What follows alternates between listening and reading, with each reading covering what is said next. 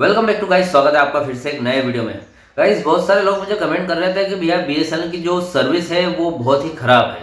मतलब बीएसएनएल बिल्कुल भी अच्छी सर्विस नहीं देती अगर कंपेयर करें टेलीकॉम जो प्राइवेट टेलीकॉम कंपनी जैसे जियो एयरटेल वगैरह आपको अच्छी सर्विसेज देती है, लेकिन बीएसएनएल अच्छी सर्विस नहीं देती है क्योंकि नेटवर्क इशू बहुत ज़्यादा आते हैं।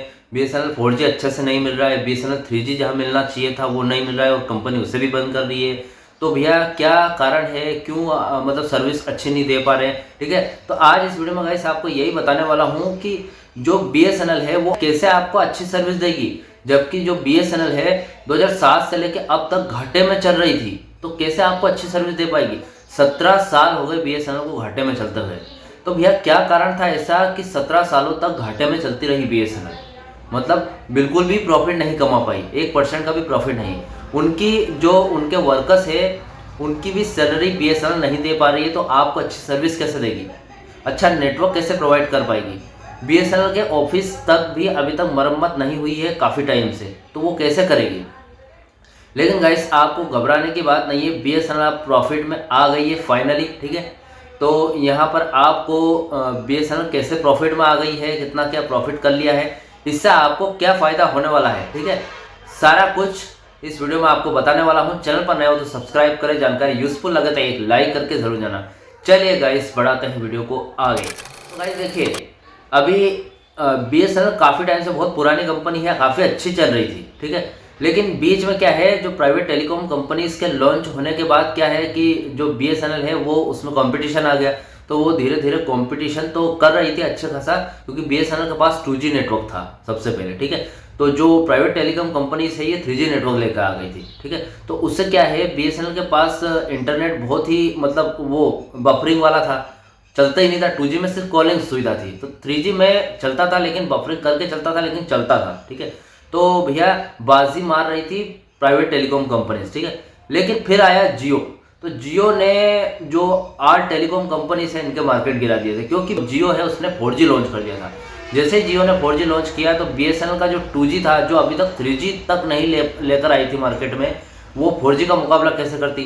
तो ऐसे में बीएसएनएल के यूज़र बहुत सारे डिक्रीज हो गए थे, टूट गए थे और जियो की तरफ मूव कर गए थे। ठीक है, तो ऐसे में गाइस जो बीएसएनएल है वो काफ़ी ज़्यादा पीछे रह गई और लॉस में जाने लगी। ठीक है, इतना लॉस में जा रही थी तो 2007 में, लास्ट 2007 में बीएसएनएल ने प्रॉफिट कमाया था। उसके बाद से 17 सालों में अभी तक 2024 तक कोई प्रॉफिट नहीं देखने को मिला है बीएसएनएल में। ठीक है, अब फाइनली ज्योतिरादित्य सिंधिया ने फाइनली आप यहाँ पर ये कह दिया है कि जो बीएसएनएल है, उन्होंने बयान दिया है, फाइनल बयान दे दिया है, जिसमें गाइस बीएसएनएल ने 272 करोड़ रुपए कमाए हैं 2024 के 2 जुलाई के बाद से। क्योंकि जुलाई के टाइम पे ही जो टेलीकॉम कंपनीज है, जो प्राइवेट टेलीकॉम कंपनीज है, जियो एयरटेल वी वगैरह ने अपने जो प्लान के हाइक बढ़ाए थे, प्लान के प्राइस बढ़ाए थे। ठीक है, इससे हाइक बढ़ गई थी और इतने महंगे हो गए थे प्लान कि जो भी वहाँ के यूजर्स है वहाँ से टूट कर वापिस बीएसएनएल में ऐड होने लग गए थे। ठीक है, तो इससे बीएसएनएल काफ़ी ज़्यादा ग्रो करने लग गई और बीएसएनएल को प्रॉफिट हो गया। ठीक है, अब प्रॉफिट 17 सालों में पहली बार प्रॉफिट हुआ है बीएसएनएल को, तो अब भैया अच्छी सर्विसेज भी आपको देखने को मिलेगी बीएसएनएल में। बीएसएनएल में आपको 3G सर्विस थी वो तो बंद होने वाली है, लेकिन जो 4G सर्विस है वो पूरे पैन इंडिया में आपको देखने को मिलेगी बीएसएनएल में। ठीक है, तो ज़्यादा कोई दिक्कत वाली, ज़्यादा कोई परेशानी वाली बात नहीं है, क्योंकि बीएसएनएल आप प्रॉफिट में आ गई है, अच्छी सर्विस भी देगी आपको, कंपनी ध्यान भी दे रही है खुद पर और अपने कस्टमर पर भी कि उनको चाहिए क्या। ठीक है, अब गाइस प्रॉफिट में आई है वो तो खुद के प्रॉफिट में आई है। ठीक है, तो इससे हमें क्या फ़ायदा होने वाला है, इससे गाइस हमें ये फ़ायदा होगा कि एक तो 4G पूरे पैन इंडिया में रोल आउट हो जाएगा। ठीक है,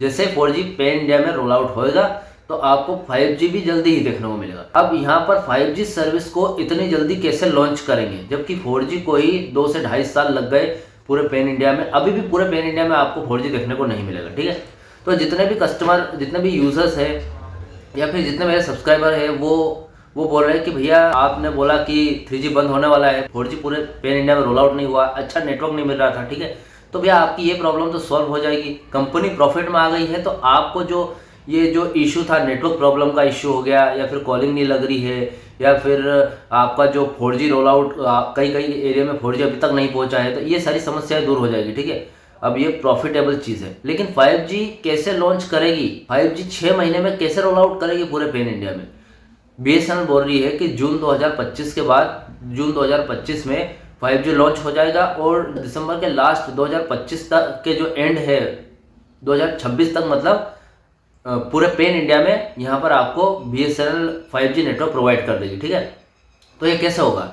तो गाइस BSNL ने क्या किया है, नॉन स्टैंड अलोन तकनीक का यूज़ किया है यहाँ पर। ठीक है, जैसे एयरटेल और VI ने किया अपने नेटवर्क में। उसने क्या किया, एक ही टावर पर 2 नेटवर्क प्रोवाइड करेगी BSNL। यहाँ पर BSNL का जो एक टावर है 4G का टावर है। ठीक है, 4G के टावर में ही वो 5G का कोई इक्विपमेंट लगा रही है या फिर कोई सॉफ्टवेयर अपडेट करेगी इक्विपमेंट में, जिससे क्या होगा, 5G जैसे लॉन्च होगा, जैसे आज 5G लॉन्च हुआ उसके 6 महीने बाद ही आपको पूरे पेन इंडिया में 5G देखने को मिलेगा। उससे मतलब क्या है, एक सॉफ्टवेयर के थ्रू अपग्रेड करके एक ही टावर से 2 नेटवर्क प्रोवाइड कर देगी।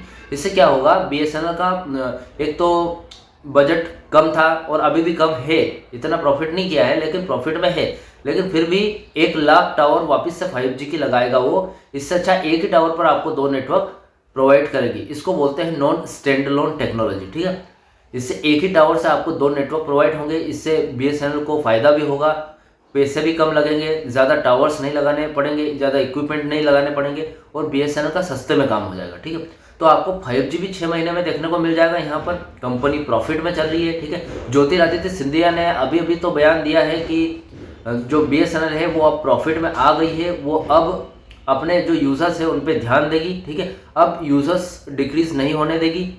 जो यूज़र्स जुड़े हैं उनसे, जिन्होंने उन पर भरोसा किया है BSNL पे, वो अब आगे भी कायम रहेंगे। ठीक है, तो भैया ये थी 5G की और 4G की अब तक की न्यूज़। ठीक है, मैंने आपके सवालों का सारा जवाब दे दिया है। अगर मेरे जो सब्सक्राइबर हैं उनके कोई और भी डाउट्स या क्वेश्चन वगैरह अभी रह गए हैं BSNL के बारे में, तो मुझे कमेंट बॉक्स में कमेंट कर सकते हैं। ठीक है, और वीडियो अगर अच्छी लगी तो वीडियो को लाइक कमेंट शेयर जरूर कर देना। इससे गाइस मैं मोटिवेट होता हूँ और आपके लिए BSNL से जुड़ी और भी अच्छी यहाँ पर अपडेट्स लेकर आता रहूँगा, अगर आप कमेंट्स और लाइक वगैरह करते रहेंगे। ठीक है, चलिए मिलते हैं ऐसे ही नेक्स्ट वीडियो में। सी यू सून।